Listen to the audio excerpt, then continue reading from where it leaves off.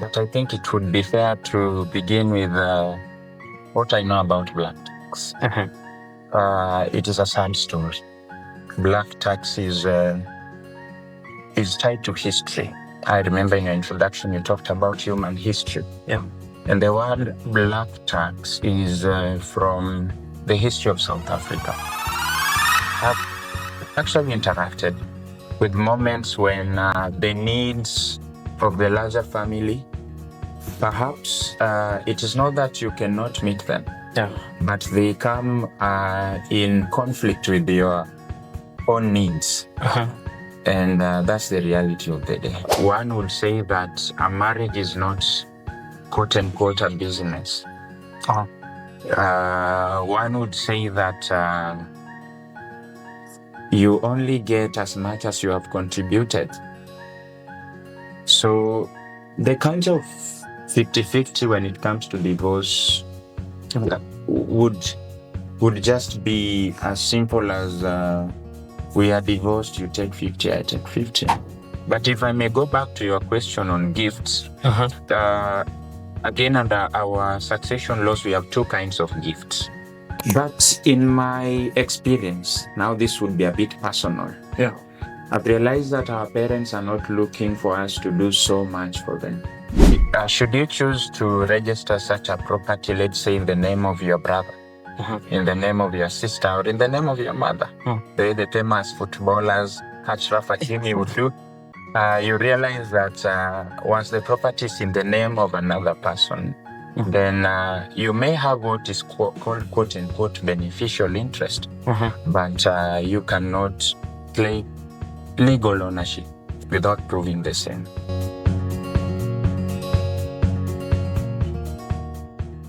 Welcome to Becoming Better Together podcast. Here is where we have conversations around wealth, mindset, and systems.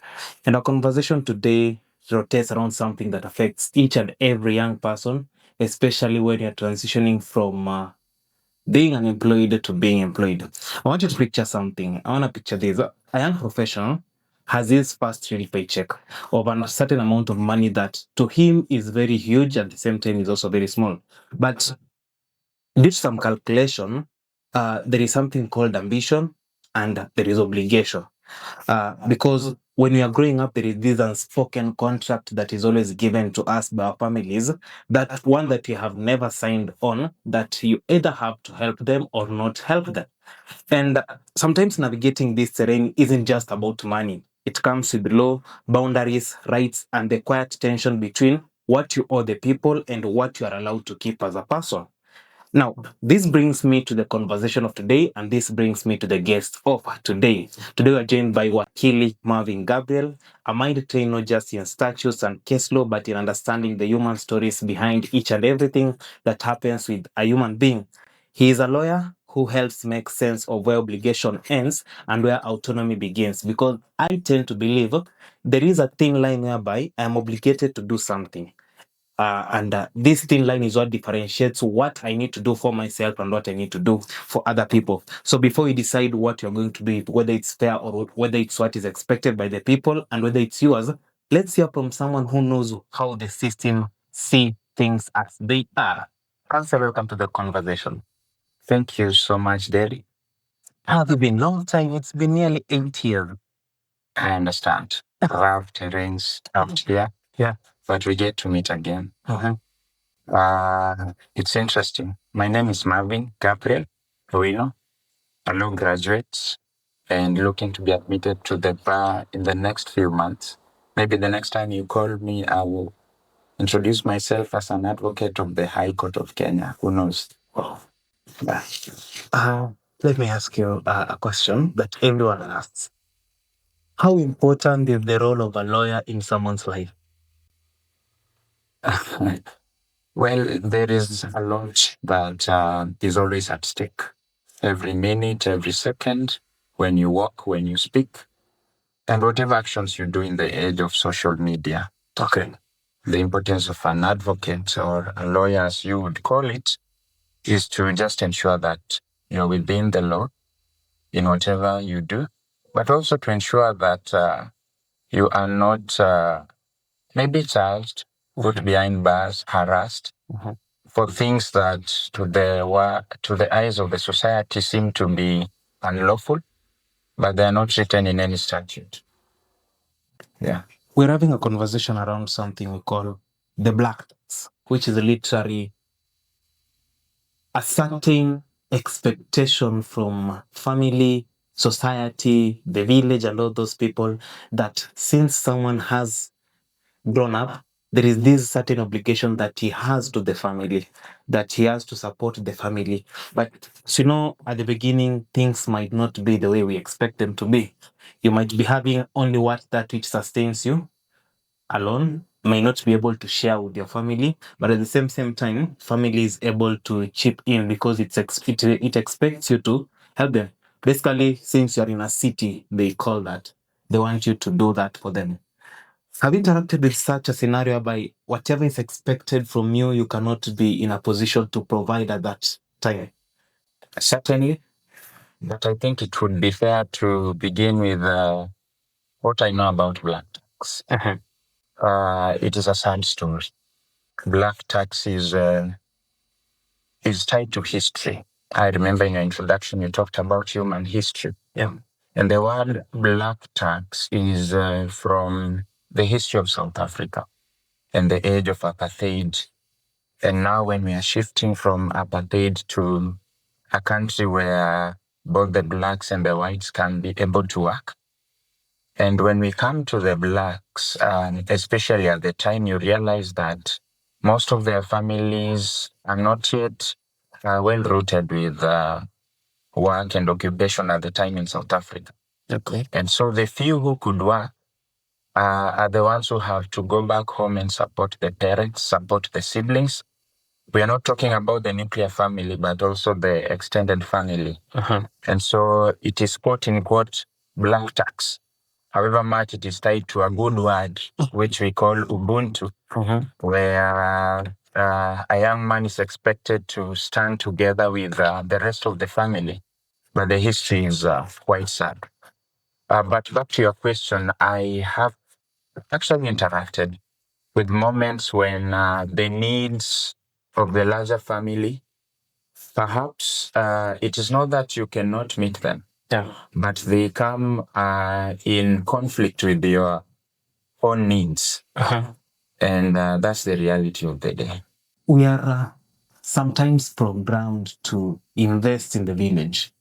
I remember one time I had the current president of America say that Africans should go and invest back in their countries, which some extent some Africans tend to say, if you are in the city, let's say you are in Nairobi, don't invest here, invest back at home. And this begs me to ask the question, can I spend 5 million shillings to invest or build a house in the village and still legally own that property? On that property?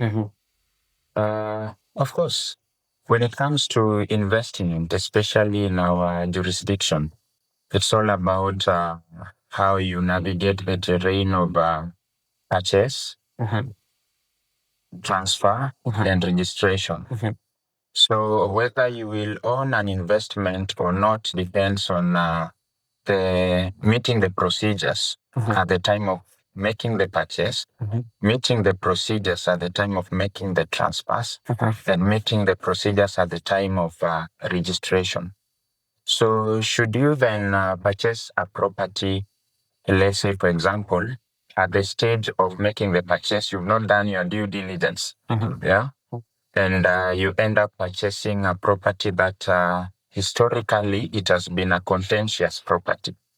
Then in the end, you may end up spending your money, but not owning the property, because when litigation comes, you lose it. When it comes to the time of registration again, should you choose to register such a property, let's say in the name of your brother, in the name of your sister, or in the name of your mother, the famous footballers, Achraf Hakimi would do, you realize that once the property is in the name of another person, then you may have what is called quote unquote beneficial interest, but you cannot claim legal ownership without proving the same. So there is a possibility of course, purchasing the property, registering it in your name. It will be yours by law. And there is that possibility of purchasing an investment and whichever. And then, despite spending money, it never ends in your name. And this goes back to your question why we need lawyers. That's one of them. Now, you brought up the issue of Akimi. Also, Kabelem did the same. Yes. Now, if I register all my assets under my mother's name or my father's name, so I don't own them. If they decide to sell off the piece of land, or if they decide to sell off the cars, the house, and all that, does the law see the house as mine? If you buy and register in their name, it's a very interesting scenario. Why did you register in their name? Maybe I'm escaping the fact that I might get married, and that divorce comes calling and I have to split 50-50. Okay, Ashraf Hakimi again. It's quite simple. If you do register the property in another person's name, legally it does not belong to you. There is something called registered interest. There is something called beneficial interest.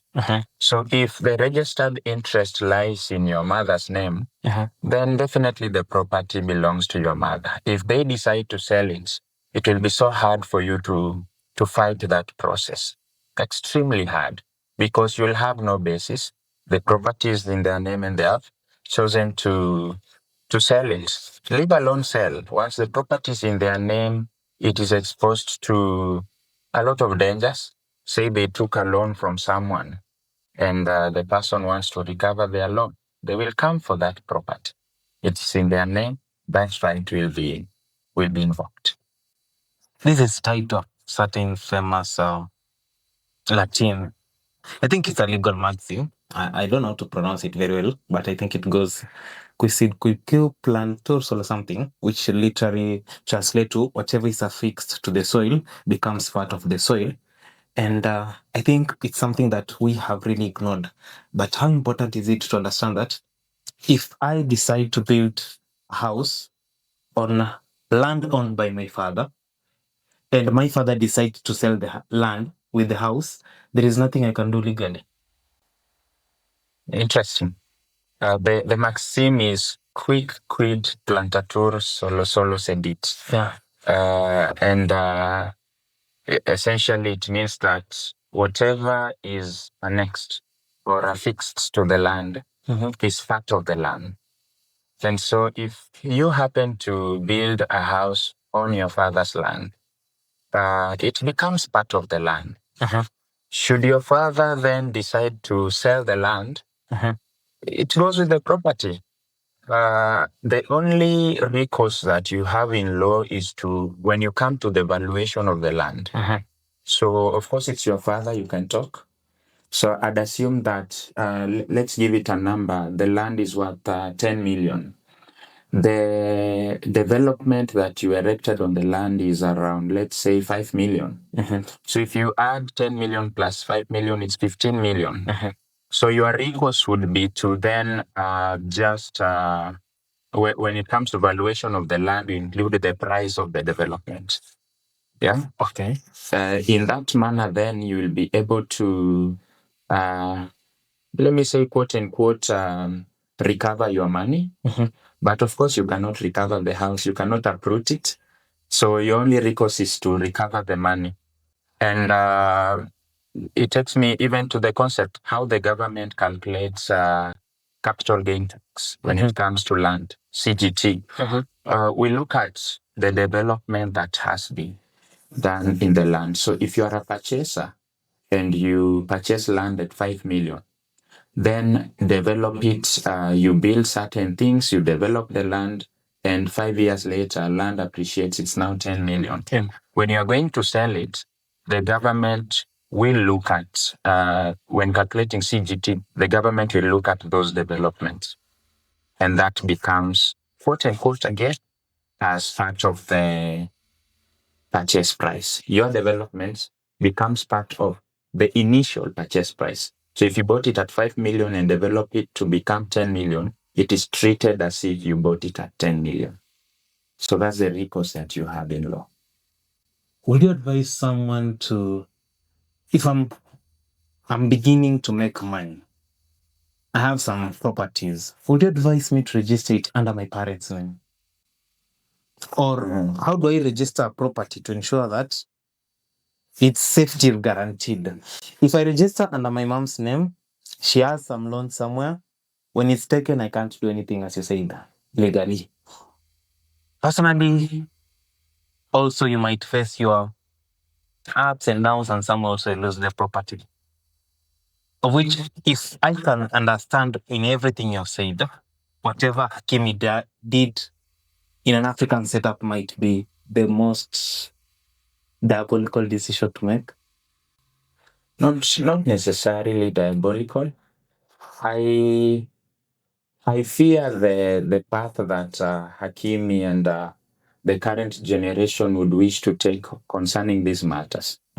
Because honestly, when you look at the current fear, majorly it stems from that issue of getting married, divorce. Another person here never worked for it, yet comes to maybe take most of your property. But there are other ways to protect yourself legally, apart from deciding to register the property in your mother's name. Well, I'm not saying it is bad to register the property in your mother's name, but what are the risks of doing that? Number one, like I said, if certain creditors decide to come and recover their loans from your mother, that property might be subject to that. Number two, that property would be subject to the laws of succession that apply to your mother. What if your mother then dies today, unfortunately? What happens? The property is registered in her name. What does that mean? It means that it is subject to her estate. And that means that your brothers, your sisters have a right to claim that property. We know that you bought it, but it's in our mom's name. So it's her property. Our mom has passed. We have a right to our mother's property. So these are the other realities out there that we may not be aware about. And so I do not see the danger in a young man just deciding to register a property in their own name. If I don't want to register it under my name, which is the most, like, a legal way I can ensure that my wealth is protected? I know there is one, I can put it under my company if I have one. Yes. But now, let's say someone who doesn't have a company. Well, register it in your mother's name, in your sibling's name, but always ensuring that you retain that beneficial interest. By beneficial interest, I mean that let's say you open a company or a business and register it in your mother's name. Business is part of a property. Yeah.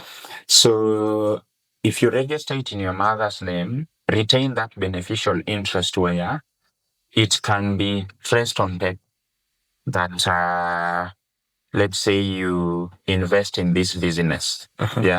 Become a silent shareholder or something. Or maybe generally just a shareholder.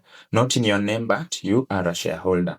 That then gives you the beneficial interest to ensure that there might not be an instance when it is determined that the property entirely belongs to your mother. But then, of course, you can always register in her name, in the name of whichever person. And you must trust. You must trust to do that. Trust would be essential. Talking of trust, what is a resulting trust that if I can prove, let's say I bought the car with my money, maybe I have the M-Pesa transactions, the bank transactions, what is that trust that despite this car being in my brother's name, being in my mother's name, a Kenyan court could actually give it back to me because I have the documentation or the transactions that I'm the one who bought the car? Interesting. when it turns out to when it becomes legal, yeah, when it crosses over from family to legal issues, court will look at the intention. And by intention, I mean, why did you register it again in your brother's name?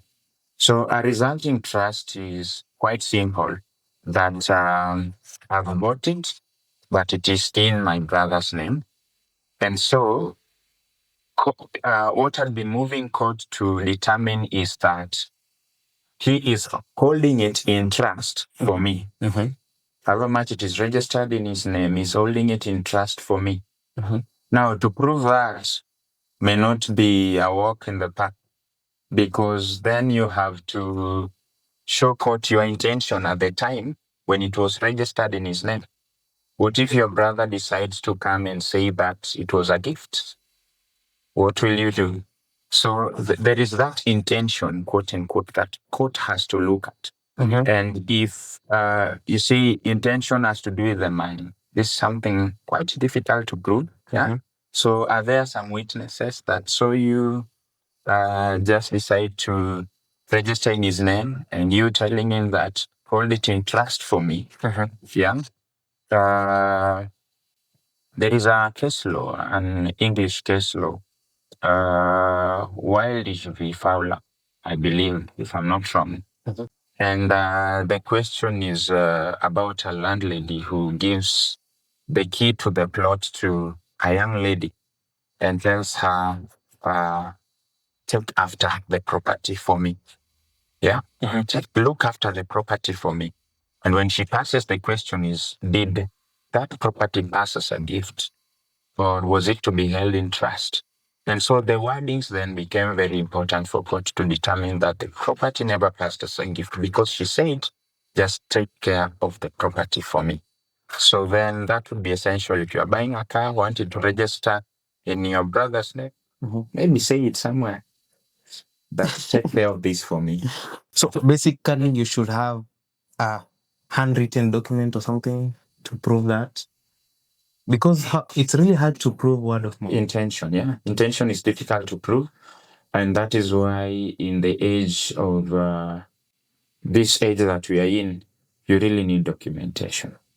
You need not to make a step without documentation. And I know this will sound not so good out there, but truly, even if you are dealing with your brother, just document it. Just document it.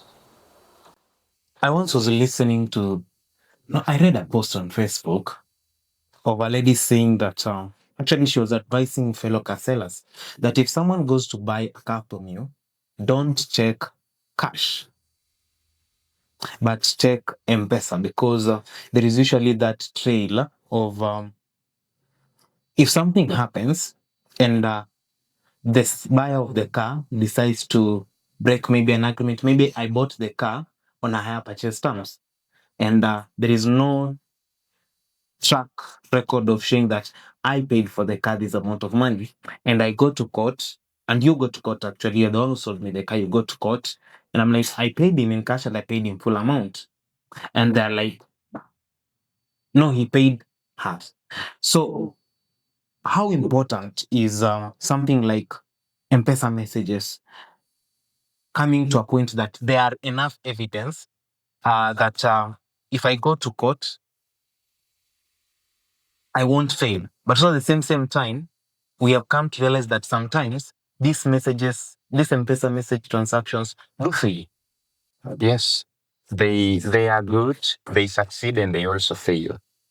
The reason for the failure is that there are rules that govern such evidence. An M-Pesa transaction is part of electronic evidence. Yeah.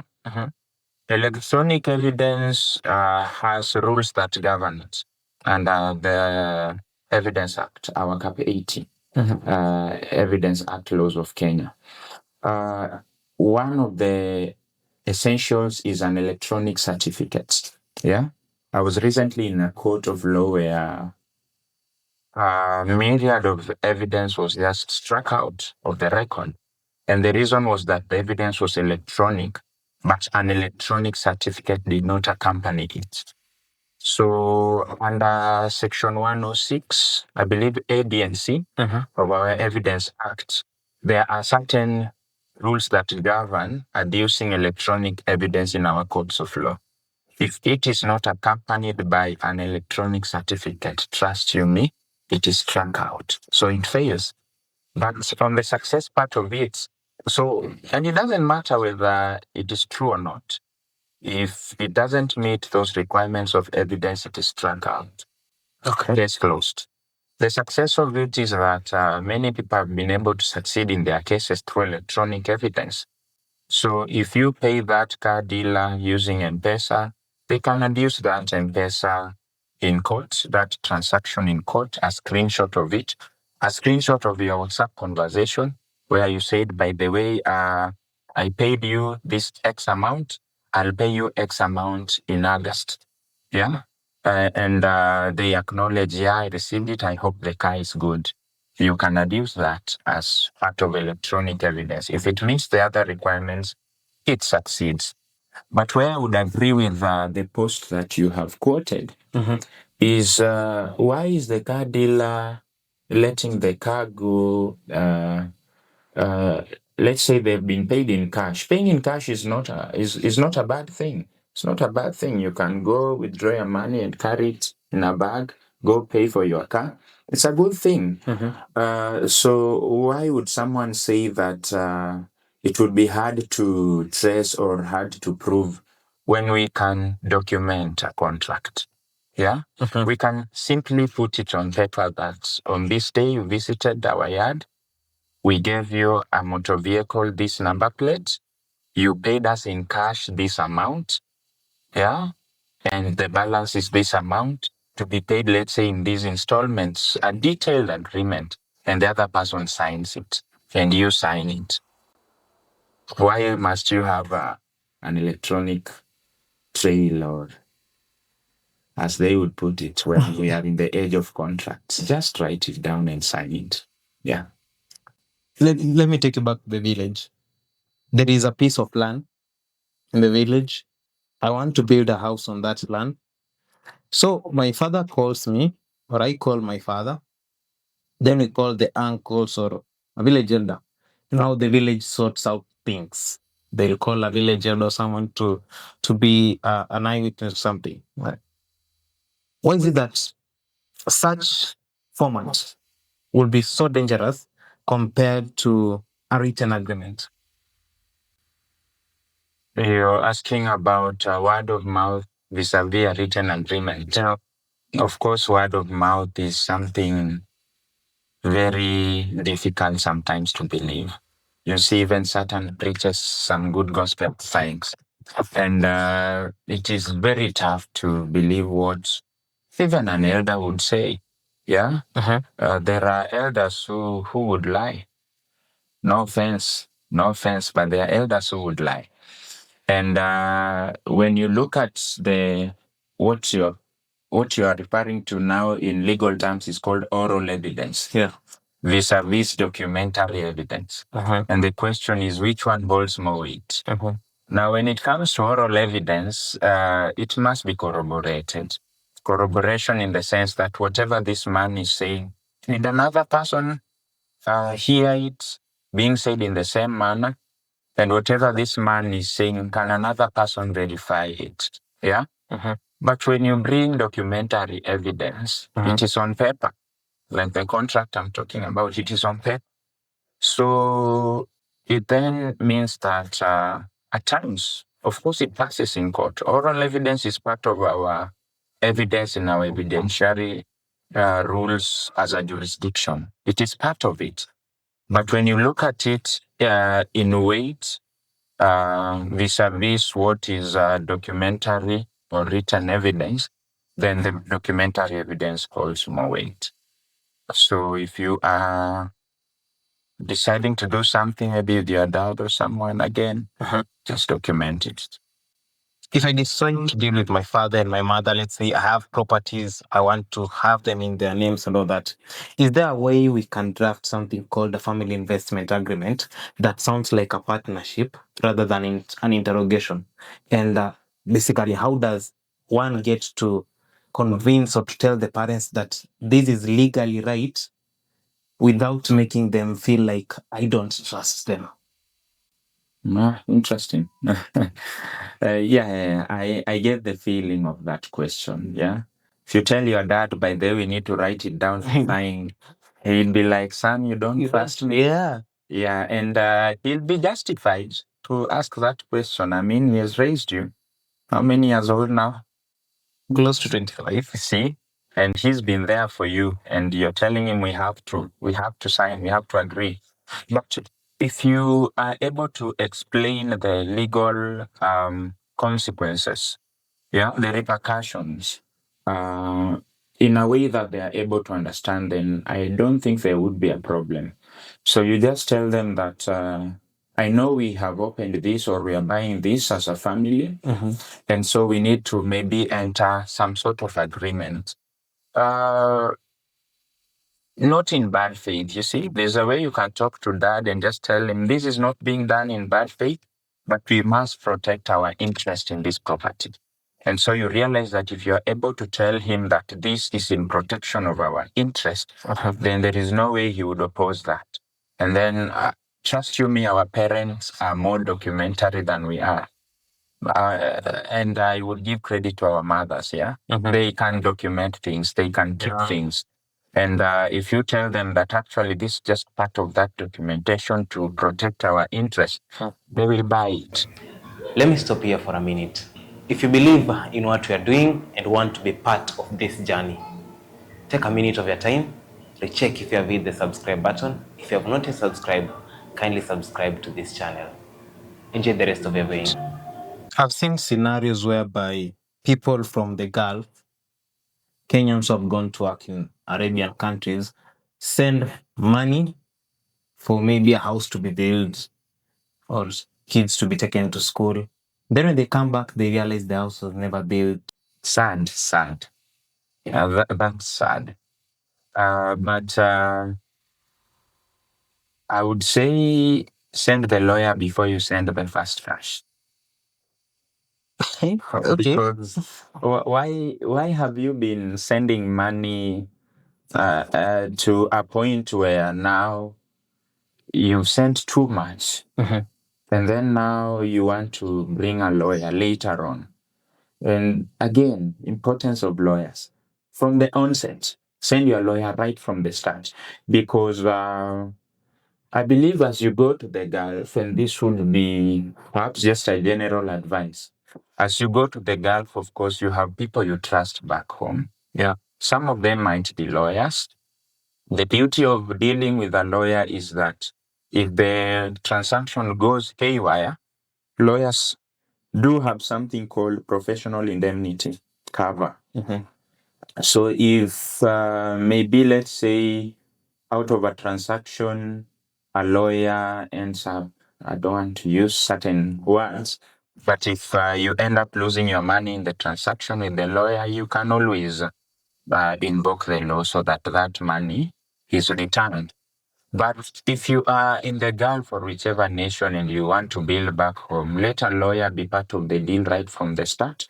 Because, of course, a land is being purchased, you need the advocates. A house is being built, contracts are being entered into in the process. Just have that lawyer from the very start, from day one.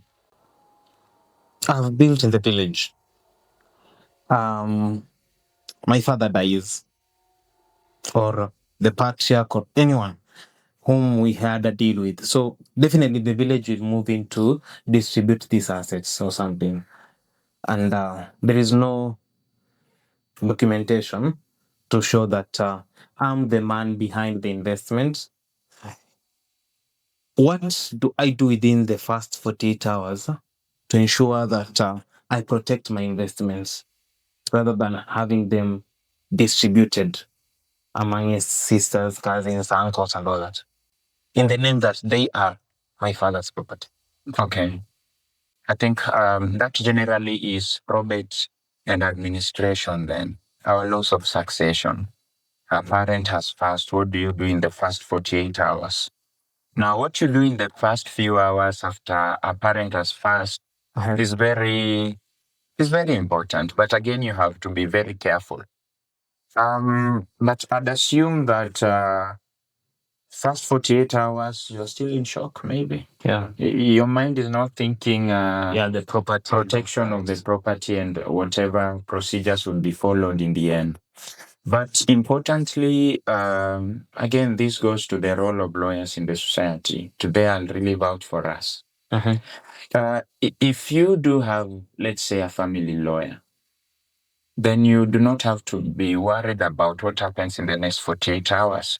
You can go condone with your mother, your daddy. Your dad has passed. Your mom doesn't want to see you just caring about the property. She's heartbroken here. Your siblings are broken here.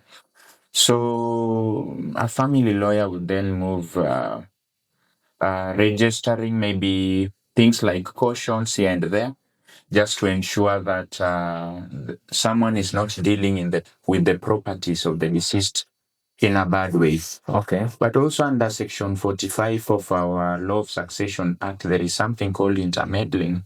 And this is again why you need a lawyer. If you do certain actions before obtaining the appropriate requisite documents, we call them grants, from the courts of law, then you will have been deemed to have intermeddled. And intermeddling is a criminal offense under our Law of Succession Act, Section 45. So if there are certain things that if you do with the property of the deceased and you have no authority, then it becomes a criminal offense. So you really have to be careful. And that is whether you are the son or not. Whether you are the son or not. It doesn't seclude the family? No. Even the family can intermeddle. Imagine a situation whereby you are quote unquote a rogue son. Yeah. Your father passes and you're withdrawing money and sending it to your bank account. You are in fact stealing from the dead. And you deserve some punishment. So no one is excluded. Even the mother might intermeddle. Okay. Yes. Why is it, I was told this, that it is safer for land to be transferred as a gift when the parent is alive rather than waiting for it to be part of the will? Interesting. Why is it that way? I wonder who tells you these things. But we, rather than becoming part of the will, okay? Yeah. Now, when we come to the issue of wills can be contested and heavily contested. You see the issue of the brother to Rigathi Gachagua. Yeah. You see the current issue of the late Honorable Justice Majanja. Yeah. May his soul rest in peace. Almana is so much loved. And you realize that when you write a will, it can be contested. Certain people who have a claim to your property can come and say, by the way, the will has not provided for me, or it has provided for me, but not adequately. They have the right to claim that. Wait, you meaning even if I write a will, sign it, and then I'm dead, this will can still be contested, heavily contested. So where's the security in writing a will? The security in writing a will is in good living, if I may put it like that. Live well, because you realize that most people who have their wills contested, maybe it is being contested by a child born out of wedlock, a child born with your mistress, or a secret wife, quote unquote, because there are certain legal issues around that. It is being contested by some nephew or niece that you were taking care of during the time when you were alive. So the security in writing a will is to ensure that it meets all the legal requirements, but also just good living, ensuring that out there is no one who has some secret claim to your bounty, as it would be called. But if I may go back to your question on gifts, again, under our succession laws, we have two kinds of gifts. So it's very important to know what kind of gift. Okay. There is something called gift inter vivos. Inter vivos is a Latin term that means between the living. So a gift inter vivos is a gift that is passed between the living. Here is a phone, I've bought it for you. You go with it and do with it whatever you want. But we have another kind of gift called donatio motis causa. Now, donatio motis causa will have certain things around it. It is a gift, it means a gift in contemplation of death. So your dad is so sick and realizes that he's about to die. He calls you home and gives you the car keys. Yeah? And says, son, if I die, Keep the car. keep the car. Now, for donatio motis causa, the rider is on that if I die. Because then if he doesn't, what does that mean? It means that You return. the gift returns to him. So if you must then pass property as a gift to your child to avoid the process of probate and succession and the issues around a will, then pass it as a gift inter vivos, a gift between the living. Just say, this land, I've bought it, it now belongs to you. If you do that, then the land is subsequently registered in the child's name, then it has passed. If you die today, no one will contest it. In fact, it ceases to become part of your will. You cannot give it under the will because it is no longer your property. You gave it as a gift. But if you must do, let's say, a gift in contemplation of death again, you must meet certain conditions under the law. That one you'll have to pay legal fee for me to close. Now you're leaving us hanging, eh? Now let's say for instance, just for example, I'm very sick. I have a couple of properties, and I decide to call all my children and tell them, so Marvin, you'll take this, you'll take this, you'll take this, and there is no documentation of anything, and I die like before, or let's say you're the lawyer, I've distributed orally to each and every child, and you've gone to prepare the documentation so that we can sign. But before I sign, I pass away. What happened? The rider is on that word you have used, that you have distributed it orally.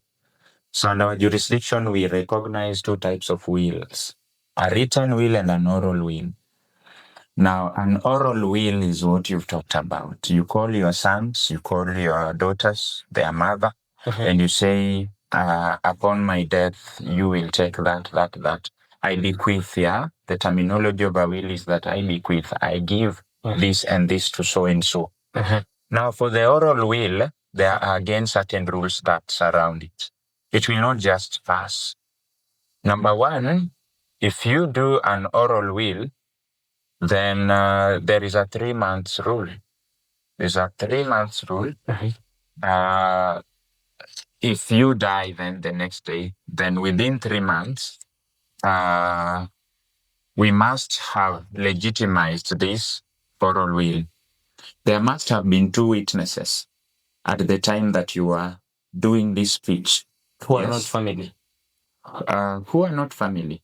The thing with witnesses when it comes to will is that the witnesses have to be neutral parties who are not part of the beneficiaries.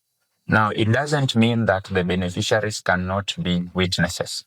Your son is a beneficiary, he might be a witness. But if he is a witness, then you must add another neutral party. Okay. So that at the end of the day, we must always have those two, 3 or more neutral parties, as you would put it. I heard of a case, a very funny one. A parent decided to sue the child because the child was not supporting the parent. So apparently, the child is employed and the child seems to be making what sustains him at the moment. and the parent feels like, I took you to school, but you're not helping me. Does such a case stand in court, or are we obligated to immediately after school start supporting our parents? Because I once had a guest here who's called Jackson. I asked Jackson whether my parents are my responsibility, and he said no. Black tax again. It is expected, almost certainly, that you should care for your parents. In fact, there is a case law, I may not remember it, which the judge generally looked at African countries, Africans as we are, and part of the Asian cultures, and recognized that children in these societies almost has some sort of obligation look after the parents as they grow old. But of course, again, good living, it is bad manners to neglect your parents as they grow old. It is bad manners. And this will be more moral than legal. Okay. And I believe that the absolute judge is your conscience more than the court.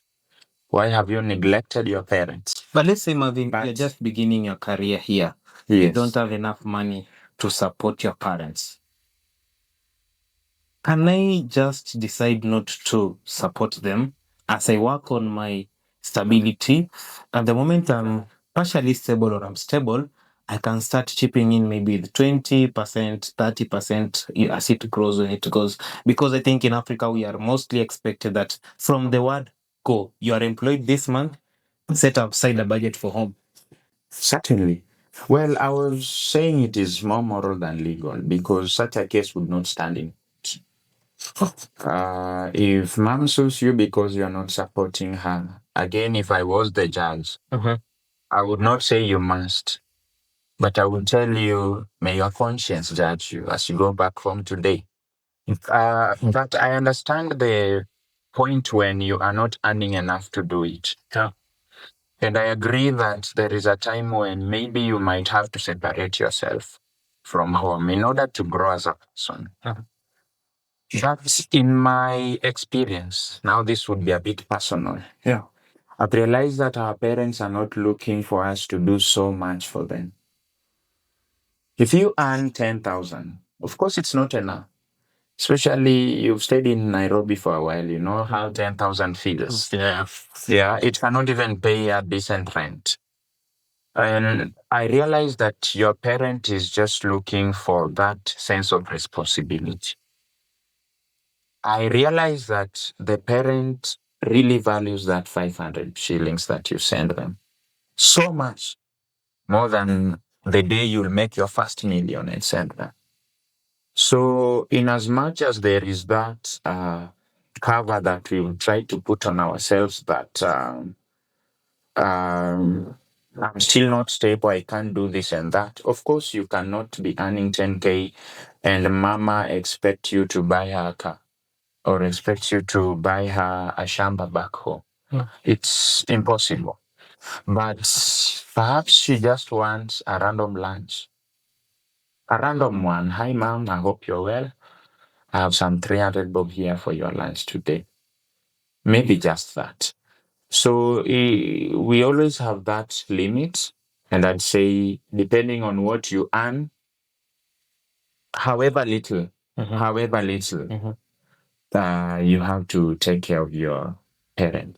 I think it's the book of Timothy that the Bible talks about one not neglecting their family. And if you do so, you have neglected the faith. I'm a Christian, that's a bias. Saying this, yeah. I don't get biblical because once had an argument around the Bible where we are trying to understand which is the real Bible. We have a Bible with 66 books. We have another Bible with I don't know how many books. The one used in Catholic, I haven't forgotten. The one that has Tolit and the others. And there is this African man. I've forgotten his name, but he speaks a lot about our roots and all that. And also, I've been interacting with another lady. who believes that the Bible is an operation tool from the Europeans meant to, how do you say, wash the brain of Africans into thinking straight. So I don't know. I will hold my reservations on those matters. Yeah, actually, it's something I'm still looking into so deeply. Assuming this, Okay. last week we were having a conversation around corporate space, understanding the workplace and all that. How do you navigate the corporate script of being a professional lawyer and maintaining that professionalism when your cultural script at home is kind of dragging you back into poverty? Because I believe in Kenya, in Africa, there are certain terms or certain titles that when you land in the village, people expect a certain caliber of living. Our kid is coming, should be having a car, dressed very well. His mother should be living very well for our kid.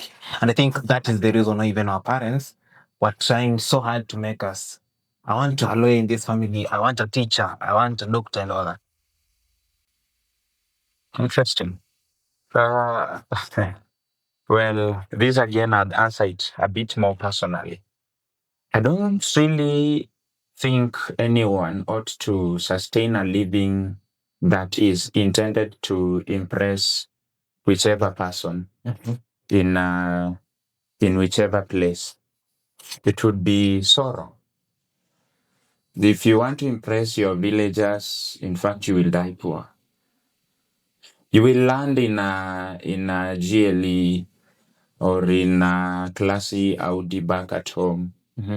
But you took it maybe for hire or you bought it through a loan just because you feel the societal pressure. And that is a very wrong kind of living. In fact, you may drown in debts if you are to entertain such kind of living. But truth be told, the pressure is there. But now how you navigate the cultural aspect versus the corporate, just be yourself. There's no need living to impress any man. If there is one legal tool every Kenyan under 40 years needs to carry in their pocket when they go back to the village, what is it? A legal tool? Well, I have, I think in the course of our conversation, really labored the issue of documentation. And I think that any man anywhere ought to document things. As a legal tool, just document everything. Have everything written. It saves a lot of time. It saves people a lot of pain of going into courts and everything and all that, trying to find out what you said and what you didn't. So any man anywhere ought to document things. And a document is such a good legal tool. A random question. Has our laws on divorce changed on the 50-50 split? Yes. There is a drastic shift in the way our judges and our courts are thinking today. And one would say that a marriage is not quote unquote a business. One would say that you only get as much as you have contributed. So the culture of 50-50 when it comes to divorce would just be as simple as we are divorced, you take 50, I take 50. And this culture is shifting even in child maintenance. It's no longer 50-50 as we would put it, but we are moving from equal to equitability. And right now you see cases where the mother is to do more than the father. Departing from what we know as our cultural way of doing things, where we expect the dad to do more. We are now looking at how much is this person earning and how much are you earning. We don't care about the gender.